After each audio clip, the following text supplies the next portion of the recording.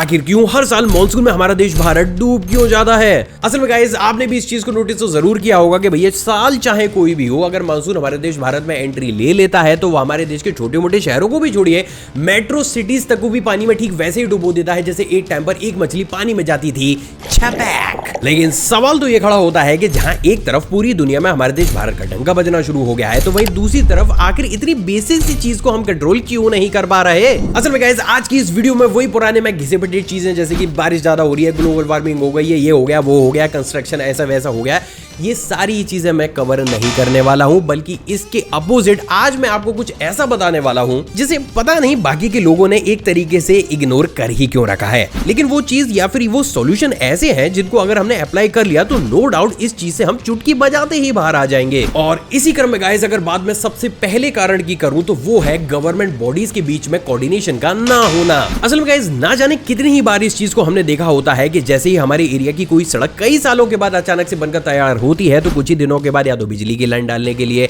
या इंटरनेट की लाइन डालने के लिए, गैस की लाइन डालने के लिए या फिर सीवेज की लाइन डालने के लिए भी उस रोड को दोबारा से खोद दिया जाता है। अब गाइस क्योंकि इस सिचुएशन में हमारी एरिया की सड़क को बनाने के लिए जिस बजट को कई सालों के बाद पास किया गया था वो सड़क कुछ ही समय के बाद दोबारा से खुद चुकी है, तो उस सड़क का इस प्रोसेस के बाद दोबारा से बन पाना काफी ज्यादा मुश्किल हो जाता है। और ना जाने कितनी ही ऐसी सड़कें हमारे देश भारत में मौजूद है जो एक्चुअल बेसिस पर कागजों पर तो बनी हुई है लेकिन किसी दूसरी गवर्नमेंट बॉडी के द्वारा ही उन्हें खोद कर डिस्ट्रॉय कर दिया गया है। अब गाइस इस केस में जैसे ही मानसून हमारे देश के अंदर आता है और कम समय में ज्यादा बारिश होती है तो भले ही उस एरिया का सीवेज सिस्टम भी प्रॉपर हो और सारी चीजें सही तरीके से काम कर भी रही हो, लेकिन फिर भी सिर्फ उस रोड पर पानी भरता है जिसकी वजह से पूरे एरिया की हालत बद से बदतर हो जाती है। तो फिर अब भैया इसका सोल्यूशन क्या है? असल में गाइस देखिए इसका सोल्यूशन जानने के लिए ज्यादा दूर जाने की जरूरत भी नहीं है क्योंकि इसका सोल्यूशन ऑलरेडी बहुत सी एशियाई कंट्रीज ने और वेस्टर्न कंट्रीज ने भैया कर छोड़ दिया है। गाइस नॉर्मली बहुत सी देशों की गवर्नमेंट एक ऐसी फ्री बॉडी को भी बनाकर तैयार करती है जिसका कि प्राइमरी काम कंस्ट्रक्शन या फिर सीवेज से रिलेटेड सभी गवर्नमेंट डिपार्टमेंट्स के बीच में कोऑर्डिनेशन को बनाने का होता है। अब इस केस में अगर कहीं पर भी रोड को बनाया जाता है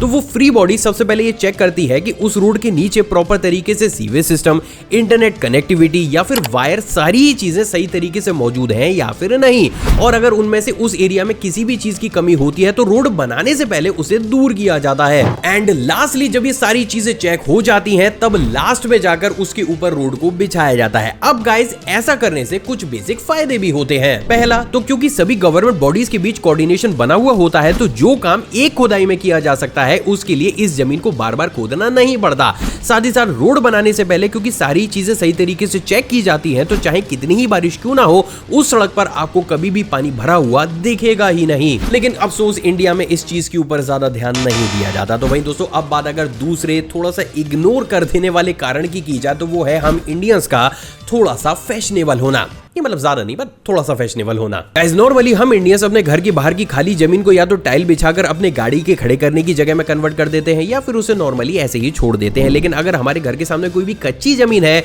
तो हम उसमें गार्डन बनाना तो छोड़िए, अच्छे खासे लोग इस चीज के नाम से भी दूर भागते हैं। अब इस कंडीशन में होता कुछ ऐसा है कि क्योंकि हर एक कच्ची जमीन को हम किसी न किसी चीज से कवर कर देते हैं तो बारिश का पानी जमीन के अंदर एब्जॉर्ब हो ही नहीं पाता, जिससे ना सिर्फ जमीन के नीचे का वाटर लेवल कम होता है बल्कि तेज बरसात में जल भराव जैसे केसेस भी हमें देखने को मिलते हैं। लेकिन वहीं बात अगर वेस्टर्न कंट्रीज की जाए तो वहां पर ऑलमोस्ट जितने भी घर आपको देखने को मिलेंगे उनके बाहर बागीचा या फिर लॉन आपको देखने को जरूर मिलेगा। साथ ही साथ अगर कोई भी घनी सिटी मौजूद है जहां पर कच्ची जमीन को छोड़ पाना मुश्किल है तो उस कंडीशन में वहां की गवर्नमेंट सिटी के नीचे काफी बड़े बड़े स्टोरेज चैम्बर्स को इंस्टॉल करती है जिसके अंदर एक बार में लाखों लीटर पानी को स्टोर किया जा सकता है। अब जैसे ही उस कंडीशन में तेज बारिश शुरू होती है उन्हीं चैम्बर्स के अंदर लाखों लीटर पानी एक ही झटके में स्टोर हो जाता है जिसका कि इस्तेमाल वहां की गवर्नमेंट बरसात के बाद उसी पानी को घर घर पहुंचाने के लिए करती है। लेकिन वही बात अगर इंडिया की जाए तो ऐसे स्टोरेज सिस्टम को बनाना तो छोड़िए, उसके बारे में हम और आप तो डिस्कस तक नहीं करते और ये भी एक बहुत बड़ा रीजन बनता है जिसके चक्कर में हर साल लाखों लीटर पानी को हम नाले या फिर ऐसे ही भागकर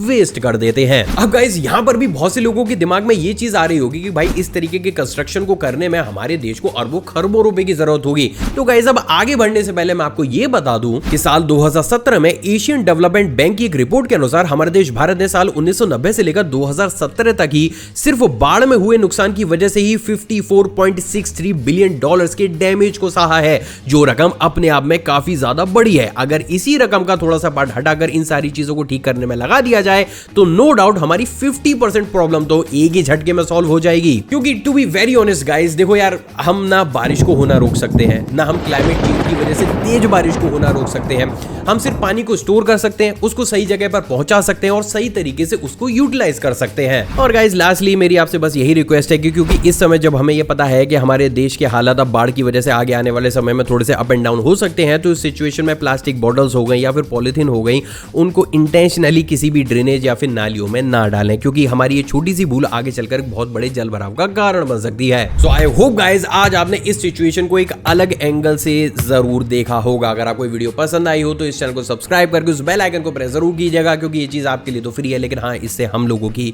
काफी ज्यादा मदद होती है। एक और फ्रेश कमाल एपिसोड में आप सभी से दोबारा मुलाकात होगी दोस्तों। जब तक आप चाहें तो मुझे इंस्टाग्राम पर भी फॉलो कर सकते हैं, और जाने से पहले इन वीडियोस को तो जरूर एक बार चेकआउट कीजिएगा, क्योंकि ये भी काफी ज्यादा ऑसम है, नॉलेजेबल है। तब तक मैं जरा अपने आगे के गार्डन को खोद कर आता हूं।